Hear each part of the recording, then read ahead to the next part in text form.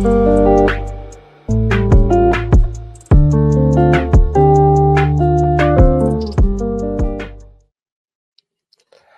อสงค่าพี่น้องผู้ถ่อมยินเสียงใต้ตีนับยามกูจอกูปาแก้มหลีกตั้งสายลมอีกบาดังขาวลุงแรงเปิงไหลมาหบโทบหบยาพี่น้องเฮาขากว่าแทงวันหนึ่งเขาย้อนหาตั้งหักเมตตาตั้งนิมจาตั้งสมซื้อมวลเปียดตีลูกตีเฒ่าลาพระเป็นเจ้าเฮาขามาแต่อยู่ในหูสาเฮาขากว่าหังผาหางมันเสกรรมค่ะเพราะว่าจำได้ถึงขิงเฮ็ดไห้เฮ็ดหน้าในคันเนาะในเวียงเมืองปั่นคันนะแต่มีต่างอันกว่าย้อนผลที่เจ้าวันเจ้าเมืองคันเนาะหมู่ว่าเมืองใต้ปอดห้องจ่องมีทุงจามเหมือนเจังหนังเมืองใต้ปอดจานคันเนาะแล้วต่างอันกว่าเล่งผีเจ้าวันเจ้าเมืองในค่ะวางปอกอไล่แหมโวเป็นตูคันนะเอาเป็นเครื่องปลูกเจาะกว่าที่เฮือนของเจ้าวันเจ้าเมืองนั่นน่ะกำนำเฮาค่ะได้เลยตัวหันว่าโกนที่เป็นก็ที่ลูกเครื่องปลูกเจาะมันผีเจ้าวันเจ้าเมืองในคันนะผีเจ้าวันเจ้าเมืองเต็โลงค่ะพี่น้องเฮาค่ะเฮาเป็นลูกอ่อนก็เหมือนเจังว่าซบเป้ก็ว่าไรค่ะเนาะถามกว่ากูเมียวขนาดนะนั่นโกนคนนั้นน่ะลุงนั้นเป็นห่างๆนั่นเนี่ยเขาก็ลัดว่าผีเจ้าเมืองลวงมันมาเนี่ยผีเจ้าเมืองลวงมันเป็นหังเฮาดำหันผีเจ้าเมืองล่ะเนี่ยเขาก็ว่าผีเจ้าเมืองมันเป็นวิญญาณแต่ด้วยหันเนี่ยผีเจ้าเมืองอยู่ในตูมันนั่นด้วยแหละถ่อมและความที่มันลาดนั่นน่ะมันจะความมันต้องน้ำเสียงน้ำจะน้ำเสียงมันเนี่ยก็เฮ็ดเฮาขับแปลกเปิงซะว่าณตูกายะคันธาของโกนเฮาเนี่ยวิญญาณผีเข้ามาอยู่แล้วอยู่ในว่ามีวิญญาณโกนเนี่ยมันจะเนี่ยพี่น้องค่ะเป็นดังนั้นคำอกคำใจแต่ว่ากูให้การในวันเหมือนไหนค่ะเข้ามาสับแรงสร้างลางนี่พี่น้องค่ะว่าในตูกายะคันธาของโกนนั่นน่ะอำจะวิญญาณผีให้ผีมึกเข้ามาอยู่ไล่ก้อยมันจะวิญญาณมดจางของพระเป็นเจ้าค่ะนะก็เข้ามาอยู่ในตูของโกนเฮาไล่นะครับเพราะว่าเฮาขับปั่นอักขว้างดีป้าเจอยากค่ะมันปองว่าตูกายะคันธาโกนเฮาคันเนี่ยตีให้ผีให้เข้ามาอยู่ก็ไล่นั่นก็ติดผิดป้างเอาวิญญาณมดจางของพระเป็นเจ้าเข้ามาอยู่ในตูเฮาก็ไล่เนี่ยเฮาก็สืบด้วยกว่าซ้อมกันในยามโลมาคาน8แต่จ้าที่ข้อที่9ต่อบทถึงข้อที่17ค่ะโลมาคาน8ข้อที่9ต่อบทถึงข้อที่17ค่ะเฮาก็สิสืบเห็นกว่าซ้อมกันในวันเหมือนนั้นค่ะนะในข้อที่9มีไว้ว่าเพราะว่าพระวิญญาณของพระเป็นเจ้าอยู่ในสูตั้งหลายแต่เพราะไหนจึงสูตั้งหลายก็อำไลอยู่ใต้อโลของเนื้อเลือดก้อยก็อยู่ใต้วิญญาณมดจังของพระเป็นเจ้าปกคนก็ละมีวิญญาณมดจังของเจ้าคริสต์ก็นั่นก็อำไลเป็นของมันเจ้าในเขาพี่น้องค่ะนครในเลยลาถึงคลิยานที่เกิดมาคลิยานแต่นั่นน่ะ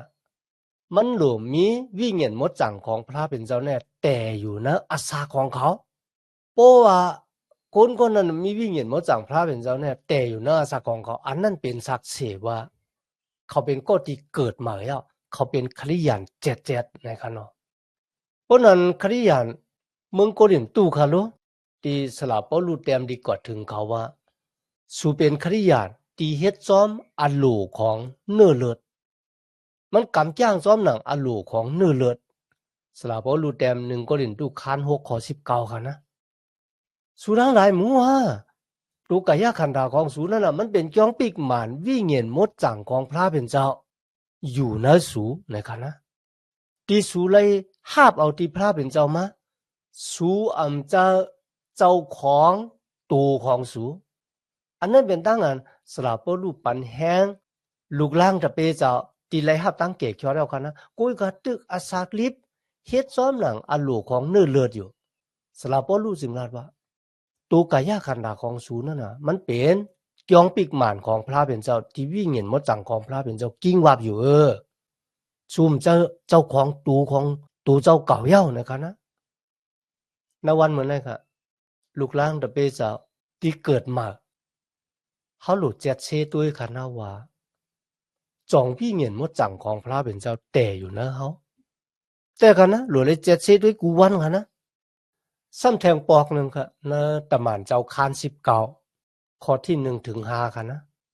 ตะหมานเจ้าคาน19ข้อที่1ถึง5ทีนี้สำหรับว่าลูกก็ฮอดแผ่วถึงตีเวียง A8 เขาสำหรับว่าลูกถามเขาทั้งหลายว่าเมื่อสูทั้งหลายอยู่มาตั้มจะเนสุยสู้นั่นน่ะสูเลยหาบขามาวิ่งเห็นมดจังพระเป็นเจ้าเย้าแน่ดิอามค่ะพี่น้องเมือง A8 อ่ะเป็นก็ดีอยู่มาตั้มจะเนสุยสู้ก้อยกะอ่ำหู้ลองวิ่งเห็นมดจังของพระเป็นเจ้าค่ะนะเพราะยาสลับว่าลูกขึ้นถามเขาว่าป้อนั้นเมื่อสุขามปฏิจจามังกลานั่นน่ะสุขามปฏิจจามังกลาอีสังไหลเนี่ยนั่นน่ะมาพระล่ะเนี่ยเขาลาดว่าเฮาทั้งหลายเลยขามปฏิจจามังกลาของโยหันสลับพอลูกก็ซับแรงสังล่างนี่ก็ว่านั่นมันเป็นตั้งอันขามปฏิจจามังกลาเป็นตั้งอันคุกจะไล่ไม่จากวัวแปดก้อยกะสูรุไล่ขามปฏิจจามังกลานั่นน่ะมาของเจ้าเยซูคริสต์พี่น้องค่ะเมื่อเขาค่ะสืบอ่านในA8ขั้น19ข้อที่5ที่6กว่านะครับนะมือสลับพอลูกปันเขาขามปฏิจจามังกลานั่นน่ะมาพระโปเจ้าลูกเจ้าวิ่งเห็นมดจังเจ้าเย้าสุดต้องปันเขาเนี่ยวิ่งเห็นมดจังของพระเป็นเจ้าลงมาเหนือเขาที่ในรายว่ามี12ก้อในเขาเขาทั้งหลายป้ากันลาดความภาษาหลากหลายในครับพี่น้องครับมันเป็นตัดสิกที่พระเป็นเจ้าพิกสิกเอาไว้ค่ะนะว่าเขาเป็นก้นซื้อต่อเขามีวิ่งเห็นมดจังของพระเป็นเจ้ามากิ้งวาบอยู่ในจุดตาสักของเขาในกันนะแล้วข้อที่10ค่ะ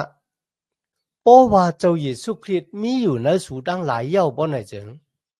อำว่าตูขันถาของสูตีไล่ตายกว่าก็ปือวัวระแปดก้อยกาเจ้าวิ่งเห็นของสูนั่นน่ะตีอาศักลิบอยู่ก็ปือตั้งซื้อต่อพี่น้องค่ะที่ไหนค่ะยามเลยยินพี่น้องหวางก็ค่ะนะมีตั้งป่องแสงแรงจากพิษตีลาดว่าอำว่าตูกายาขันถาของสูตีตายกว่าเย้าก็ปือวัวระแปดก้อยกาเจ้าวิ่งเห็นของสูนั่นน่ะตีขึ้นอาศักลิบก็ปือตั้งซื้อต่อพี่น้องค่ะเขามีตั้งป่องแสงแรงสาวว่ามาอยู่มาตั้มเจอเนสุยสู้เนี่ยเขาเฮ็ดวัวระแปดเขาตายกว่าเมื่อเขาตึกหาเฮ็ดวัวระแปดอยู่สิตาก็เขาตกมาลายเนี่ยอาโลอันไหนเป็นเพี้ยนแต่แหละแต่พี่น้องค่ะมันบอกว่าห้าตั้งเกตคอดเย้าอ่ะตีเฮ็ดวัวระแปดจึงหรือก็ไรตายกว่าเย้าก็ตกมาลายเนี่ยพี่น้องค่ะอันไหนมันเหมือนเรื่องที่พี่น้องที่เป็นอะไรอยู่มาตั้มเจอเนสุยสู้กิจทางพิษทางเปิงเนี่ยกุนอยู่มาค่ะนะว่าด้วยเนี่ยว่ากุนเครียดเนี่ยเพราะว่าเฮ็ดพิษกว่าเย้าเนี่ยก็ย้อนตองป่านกันนานกูอ่ะพระเป็นเจ้าก็ปดวางคว้างรอดปันวัวระแปดของเขาก็มีคว้างกว่าเฮ็ดวัวระแปดแทงว่ะมันน่ะเจอเรื่องนั้นครับพี่น้องค่ะอย่าไปทางพิษที่ไหนอ่ะพระเป็นเจ้าฮู้ว่าตั้งวนของโกนเนี่ยมันลักลิงค่ะนะ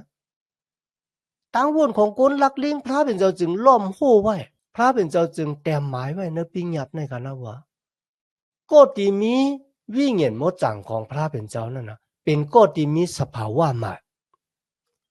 เขามีสภาวะใหม่แล้วก็วิญญาณมดจังพระเป็นเจ้ามาอยู่ในสภาวะใหม่วิญญาณมดจังจือก็มดจังอยู่ครับเพราะว่าวิญญาณมดจังพระเป็นเจ้าอยู่นะเขาซ้ำมีอโลเขาเฮ็ดซ้อมหนังอโลเนื้อเลือดเนี่ยมันคัดกันแต่ค่ะนะวิญญาณมดจังอยู่นะเขาก้อยกะเขาซ้ำมีอโลเขาเฮ็ดซ้อมหนังอโลเนื้อเลือดเนี่ยมันคัดกันก็เพราะฉะนั้นเพราะว่าวิญญาณมดจังของพระเป็นเจ้าแต่อยู่นะเขาแต่ค่ะนะเขามีใจเฉพาะเขาเฮ็ดซ้อมหนังอโลของเนื้อเลือดเมื่อเขาขาหันก้นเฮ็ดวัวแปดค่ะนะเจอตูเขาเฮ็ดค่ะนะฮะว่ามันลีหังเอเซตมันบวยเขาคำมีเจอเฉพาะจึงหนังนั้นแต่ค่ะนะอันเปืนเฮ็ดก้อยจะว่าตูเขาเฮ็ดค่ะนะอันไหนเพราะว่าวิญญาณมดจังพระเป็นเจ้าเตอยู่เนื้อเขาเนี่ยมันเปลี่ยนจึงไหนในเขาในข้อที่10ในค่ะนะอย่าไปทางพิษทางเปลืองเสียกรรมค่ะนะ สละพ่อลูกเตรียมไว้เนี่ยเขาเนี่ยมีดังป่องแจงเลี้ยงเจ้าว่ามือเขาอยู่ในเจ้าเยซูคริสต์มันป่องว่ามือเจ้าเยซูตายนั่นน่ะเขาก็เลยตายโฮมรวยกันจอมเจ้าเยซูคริสต์เย้าเขาตายต่อปิ้งยัดละเขาตายต่อวัวระเบียดเย้าเขาซ้ำขึ้นเดเฮ็ดวัวระเบียดอะไรจึงหนังเหมือนเรื่องที่เขาเตรียมไว้ในกะละที่คาน2ข้อที่20ค่ะนะตัวคานเนี่ยอะไรขามตั้งกันตอกจับไว้โฮมรวยกันตั้งเจ้าเยซูเย้าข้ามมีอาศักลิบอยู่ปุนตาตัวเก่าก้อยกะเจ้าเยซูคิดก้อยที่อาศักลิบอยู่ในขาเนี่ยอาศักที่ข้าอาศักลิบอยู่ในตัวกายาขันธาเนอขิงได้นะข้าอาศักลิบอยู่ลุยตั้งอันมีตั้งอยู่มาตั้มใจในลูกเจ้าตีหักขาลูกเจ้าตีเลยจุนอาศักของมันปุนตาคาในขณะเป็นความตอบว่าเขาไม่เลยมีอาศักลิบอยู่ปุนตาเดเฮ็ดซ้อมหนังอันลูกของเนื้อเลือดนุกถูอยู่ในวัวระเบียดค่ะนะก้อยกามีอาศักลิบอยู่ลุยตั้งอยู่มาตั้มใจในลูกเจ้าตีหักเขาลูกเจ้าตีเลยจุนอาศักปุนตาเขาเนี่ยพี่น้องค่ะตัวนะจุดอาศักของสลาปอลูค่ะนะก็เป็นเรื่องนั้นค่ะโลมาคาน8ข้อ10เนี่ยอำไรมีติป่องว่ายุ่มเจ้าเยซูเยาเฮ็ดบัวระเบียดจึงหือก็ไล่เขาตื่นเต็มตกงลายเนี่ยเจ้าเรื่องหนังนั้นค่ะนะเจ้าเป็นลายจินปุนดาเดเฮ็ดบัวระเบียดเจ้าค่ะนะวิ่งเห็นมดจังพระเป็นเจ้าอยู่ในเขาก็ปุนดาเดเฮ็ดซ้อมหนังอลูของพระเป็นเจ้าเจ้าเฮ็ดซ้อมหนังอลูของเนื้อหนังเนื้อเลือดของเขาค่ะก็เพื่อซึ่งนั้นในวันเหมือนในกันนะเพราะว่าเป็นลูกล่างตะเปเจ้าย่อหนาหางว่าวิ่งเห็นมดจังของพระเป็นเจ้าเนี่ยไปแล้วอยู่หน้าซักของข้าพวกไหนเฮาพี่น้องเขาคำมาอ่านใน2โครินธ์คาน13ข้อที่5ค่ะนะเจ้าเยซูเขาคาฮู้ว่าเขาอยู่ในมันเจ้าเขาในโคโลเสคาน1ข้อ27ค่ะนะโคโลเสคาน1ข้อ27ในแกมปยาติคาน3ข้อ20ค่ะนะด้วยนี้เนี่ยเขาจุกอยู่ที่พักตูต่อยอยู่นะครับนะปกวนก็เราปุ๋ยพักตูเขาก็ติดเข้ามือกินเกี่ยวจอมเขานั่นมันบอกว่าจุยสู้เขาอาศักลิบอยู่นะเขาขาเขาก็เป็นเรื่องนั้นนะวันเหมือนกันนะตัวกายาขันถาของเขาเลยตายโฮมลุยกันจอมจุยสู้นะตั้งอันขามปฏิจจ์กลาโจมน้ำนั่นกันเนาะเขาหลุดเลยอาศักของเขากามีเนี่ยเขาวิ่งเห็นมดจังของพระเป็นเจ้าอ่อนส่งในตั้งเขาวิ่งเห็นมดจังของพระเป็นเจ้าเหตุการณ์ต่างเขาในตั้งอันเด็กกำจ้างซ้อมหนังปิ้งยับตลาพระเป็นเจ้าค่ะมาถึงในข้อที่11ค่ะนะโปวิ่งเห็นมดจังของพระเป็นเจ้าตีไลให้เจ้าเยซูลูกกำลังตายขึ้นลิบมาตีให้เธอสูลูกกำลังตายขึ้นลิบมาเหมือนมันเจ้าเจอเขาพี่น้องค่ะใน2โครินธ์คาน5ข้อที่1ถึง4ค่ะนะลาถึงตัวกายาขันธาเนี่ยเหมือนเจิงเป็นเฮือนลิ้นนะครับลิ้นเนี่ยวันหนึ่งมันเดินเดป่วยมันเดินเดลูดเดเหลียวก้อยกาวิ่งเห็นของพระเป็นเจ้าดีอยู่ในเฮานั่นน่ะเต็มมีวันตายเจ้าเยซูลูกกำลังตายขึ้นดิบมาเจิงหนังหือนะครับนะตัวกายาขันธาของเฮาเนี่ยเดลูกกำลังตายขึ้นดิบมาเหมือนเจิงหนังเจ้าเยซูในเขาในข้อที่12ครับโดยรู้พี่น้องดังหลายนะครับก็เพื่อเจิงหนังนั้นเขาดังหลายเป็นนี้ก้อยกาจะเป็นนี้อันโลเนื้อเลือดตีเตอาศักลิบอยู่ในเนื้อเลือดนะครับนะพี่น้องคำมือลัดถึงตั้งอันเป็นนี้เนี่ยเขาเป็นนี้พาเขาหลุดแดนก้นนั่นครับเป็นนี้ก้นมีเขาหลุดแดนก้นมีเป็นนี้ก้นผ่านเขาหลุดแดนก้นผ่านเป็นนี้ขุนแดนขุนเป็นนี้ซึกกดแดนซึกค่ะนะที่ในรายละว่าเขาเป็นนี้เนี่ยจะเขาเป็นนี้ของเนื้อหนังอันลูกของเนื้อเลือดเขาก้อยก็เขาเป็นนี้ของเจ้าเยซูคริสต์ในเขาพี่น้องค่ะเขาขาดด้วยในแก้มเงากำผักขั้น2ข้อ17กันนะพระเป็นเจ้าลาตีอาดามกันนะว่าอย่าไปกินหมากไม้ต้นเลยนะเพราะสูกินวันละสุรักตายของจ้าค่ะกุ้ยกาพี่น้องค่ะเขากินกันนะ เมื่อเขากินเนี่ยว่ะตัวกายคันธาของเขาได้มีอสักลิบอยู่ทางลายปากปีค่ะก้อยกะเจ้าวิ่งอย่างนั้นตายกำเหลวค่ะนะกินเหล้าก็ตายกำเหลวค่ะถ่ายวิ่งอย่างตายกำเหลวตัวกายคันธาเนี่ยมันเป็นสภาวะเก่าตัวเก่าเนี่ยค่ะนะมันมีอาณาเหมือนกันจะว่ามันมีอาณาค่ะนะมันมีอาณาค่ะเมื่ออาดามกินหมากไม่ค่ะมันน่ะคือหัดเจ้าพระเป็นเจ้าค่ะมันน่ะหลูพระเป็นเจ้าแข็งแล้วค่ะนะก็แปลว่าเจ้าวิ่งอย่างมันตายอ่ะในค่ะสายเลือดอันนี้อ่ะจับมาตีโกนกูเจอกูจัดสืบหนึ่งเย้าสืบหนึ่งห้านต่อถึงวันมาเร็วในค่ะนะโกนเขาหลูพระเป็นเจ้าโกนค่ะนะเขาหับเจ้าพระเป็นเจ้ากุ้ยกับเขาหับเจ้ายังอ่ะเขาหับเจ้าอันหลูเนื้อเลือดของตัวเจ้าเก่าในค่ะมันสืบมาที่ไหนกำเหลวค่ะนะก็เป็นเรื่องนั้นในวันเหมือนในค่ะนะเพราะว่าเขาเกิดมาในเจ้าเยซูคริสต์มีวิญญาณมาจังของพระเป็นเจ้าแต่อยู่นะเขาค่ะนะเขาหลูพระเป็นเจ้าและเขามีเจ้าเขาหับเจ้าพระเป็นเจ้า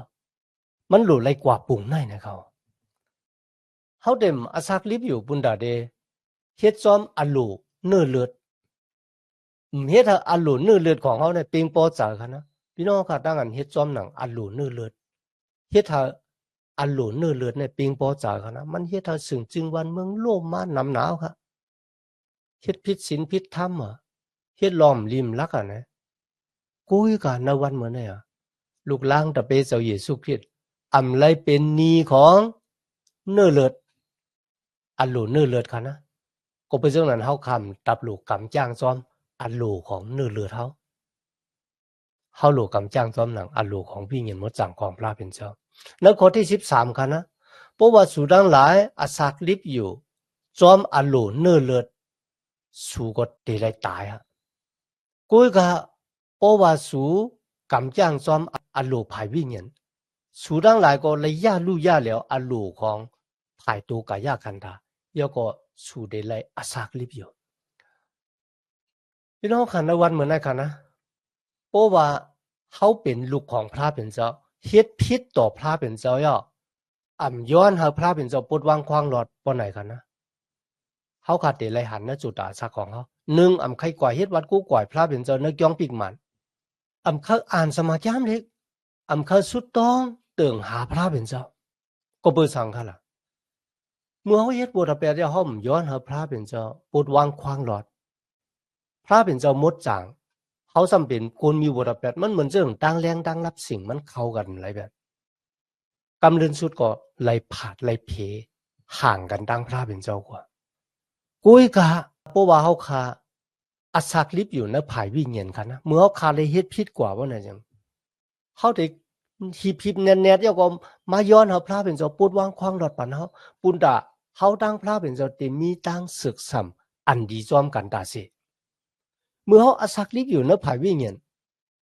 ณหมดจังพระเป็นเจ้าเนี่ยตีย่าลู่ย่าแล้วอัลโหลของเนื้อเลือดในสุดาสาของเขาค่ะอัลโหลเนื้อเลือดนั่นเป็นสังค่ะกินเหล้าเมายาต่อร้องเรียนกามเมสู้ตั้งวนจะใครจะดีหลีหังเอเซตค่ะนะอีกบาดังตั้งหลัดตั้งจาก็หลัดจะเลยมือกือลงกว่า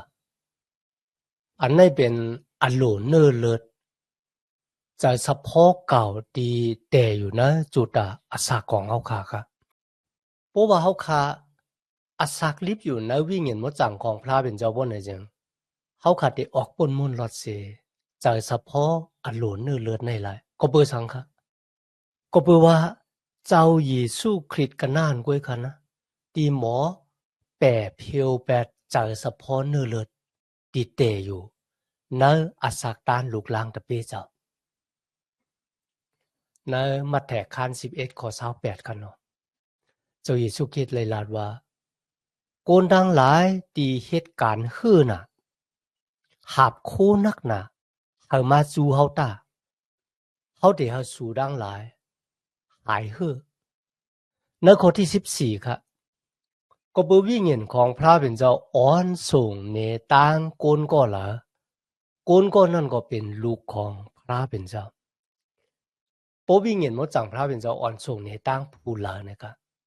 เขาขาเป็นก็ที่วิ่งเงินมดจังพระเป็นเจ้าอ่อนส่งในตั้งเขาจะสู้เลยลาดไว้ในโยหันคัน10ข้อ27กันนะสู้ของเขาเนี่ยติดถ่อมเสียงของเขาฮู้จักลูกสู้เจอนั่นแหละลูกสู้เจอนั่นก็ติดจอมปะหลังเขามา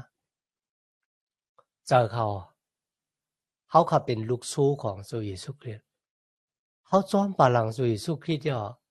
เขาขามีตั้งมันจ้าเขาขามีตั้งป่นเพอันเดแหละก็เปิดสังกะก็เปิดว่าวิ่งเงินมดจังของพระเป็นเจ้าอ่อนส่งในตั้งเขาค่ะคุยกับวางบอกวิ่งเงินมดจังพระเป็นเจ้าอ่อนส่งในตั้งเขามือเขาขาก่อฮอตลาเนี่ยใกล้ๆมีคนเกี่ยวกับนานรู้เหมือนกันค่ะนะอันว่าคนที่อยู่มาตั้มเจเนจุยสู้อันไปแล้วอยู่มาตั้มเจเนจุยสู้อันบอกเกี่ยวตั้งอันเขาขาฮอลัดตลาดังเกี่ยวของพระเป็นเจ้าเป็นสังฆะอันนั้นก็มันเหมือนเจิงเป็นซ้อมหนังดีจุยสู้ลัดว่าสู้ของเขาก็ติดถ่อมเสียงของเขานั่นมันบอกว่าเมื่อเขาฮอตลาตั้งเกี่ยวก้นติ่มถ่อมก็อันจะสู้ของจุยสู้คริสต์หรือฉะนั้นก็จุยสู้เลยลัดไว้ในโยหันคัน15ข้อ18กันนะเพราะว่าโลกาเนี่ยจังสู่ดังหลายพวกไหนจึงเขาสู่ดังหลายหู้ไว้นะโลกาในเลยจังหวนตั้งนะครับแล้วข้อที่15ค่ะเขาเลยหับนำใจตั้งอันเป็นขี้คาดีๆให้เขาค่ะตกอยู่ในตั้งกูตั้งเหกุยกะเขาค่ะเลยหับวิ่งเงินมดจังของพระเป็นเจ้าดีเขาค่ะเลยเป็นลูกของพระเป็นเจ้าเขาค่ะตั้งหลายห้องพระเป็นเจ้าว่าอัปปาพระโปเจ้าของเขาในกันนะเต้เขาตั้งอันเป็นขี้คานั่นน่ะมีตั้งกูตั้งเหจอมหนังเดียวเขาหูนักกับปานมือกูบอกกันนะก็ดีเขากว่าซื้อมาเป็นขี้คาเขาเนี่ยก้นหนังกันนะกันนะเขาเหมือนเรื่องหนังเป็นคู่ของอันหนึ่งของเขากันนั่นกันนะอาจจะเป็นก๊อกค่ะเอาแตกเอาแล้วว่ามันพิษหมายมีปักเปลืองหมายมีปักเปลืองปันอาขว้างหมอกกันได้กันนะก็เพราะฉะนั้นคนที่เป็นคาในมีดังกูดังเหผู้ตัวเจ้าเก่าว่ามันป่นเพี้ยนแต่แหละกันนะกุยกะติในเลยลัดว่าเขาทั้งหลายเป็นลูกค่ะมันจะเป็นขี้คาของวัวดับแปดค่ะนะเขาเป็นลูกของพระเป็นเจ้า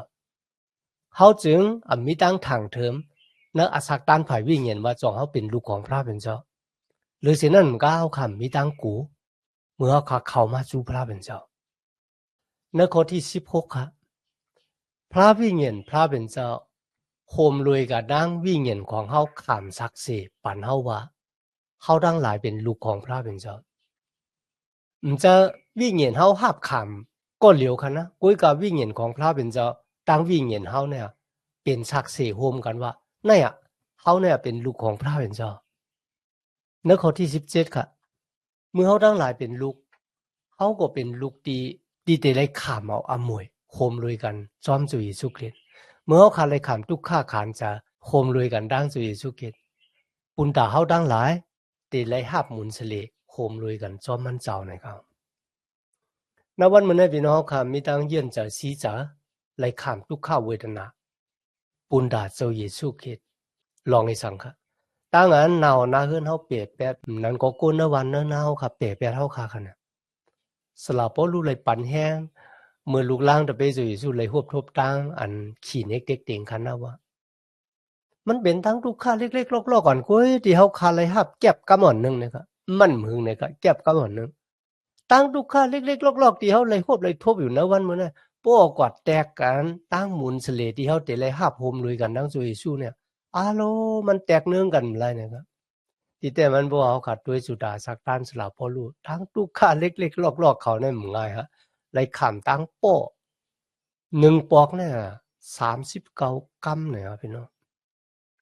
ฮอลัดตะลารังเกตคอดพระเป็นเจ้าไหลขามดังอันเทงแปดไหลขามตกทองก้อยกะเขาว่าตั้งทุกข้าอยู่ในมันเล็กๆลอกๆมันหมอเอากว่าแตกตึงกันดังมุนสลิดกันดังมุนสลิดที่เฮาได้ไหลหาพมด้วยกันจอมสุยสู่หน้าอากาศในเขาหรือฉะนั้นมันก็ค่ะในเหตุเลขคัน12ข้อ6คันนะก็เปือว่าพระเป็นเจ้า มันเจ้าหักก้นก็เหรอมันเจ้าก็เตป้อสอนก็นั่นค่ะป้อปุณดาได้สอนค่ะนะมันบอกว่าอะไรหบทบตั้งทุกค่ะมือพระเป็นเจ้าภาพขามก้นก็เหรอมาเป็นลูกของมันเจ้าเนี่ยมันเจ้าก็หลู่ไรป้อสอนก็นั่นนะครับเพราะฉะนั้นด้านพระเป็นเจ้าป้อสอนมันเป็นตั้งอันพระเป็นเจ้าหาบเขาเป็นลูกมันยก็มันเจ้าหักเขาพระเป็นเจ้าปั่นปิ้งหยาบไว้ตีลูกลางมันเจ้าปุณดาได้อาศักลิบอยู่เนื้อเสียนตาสายตั้งที่มันแมนซีซะมาแถกค้านเช้า8ข้อ19ข้อเช้าค่ะเนาะนั่นก็เป็นความสั่งที่หล่ำลองอายีอย่าเฮาสูตั้งหลายออกกว่าห้อหมอกลัดตะลาดังเกะเกียดยาก็ปั่นปิ้งหยาบตะลาเฮาฮักพระเป็นเจ้าเสียงสุดหมอกโหเจอเอ็นแห้งหยันปิ้งหยาของเฮาเลยฮักเปิ้นต่างก็เหมือนจังหนังฮักตัวเจ้าก็มันเจ้าปั่นปิ้งหยาบไว้ปุนดาเฮาได้เลยอาศักลิบอยู่ปุนดาพระเป็นเจ้ามีอโลเขาฮักเจ้าพระเป็นเจ้ากว่ามีดังนั้นต่างกีจูพระเป็นเจ้าแต่ในวันเหมือนเดียวคำมาเห็นจำดีกว่าซ้อมกันโดบถึงอาเขียงเอาการสุดเสียงกว่ากันเนาะย้อนหาตั้งหักเมตตาตั้งนิมจ้าตั้งจมซื้อมนเปียวตีลูกตีเถาลาพระเป็นเจ้าเขาคำมาแต่อยู่นะจุดอาศักของเขาคากว่าหางเผอหางมันสีกำคามาสุงคา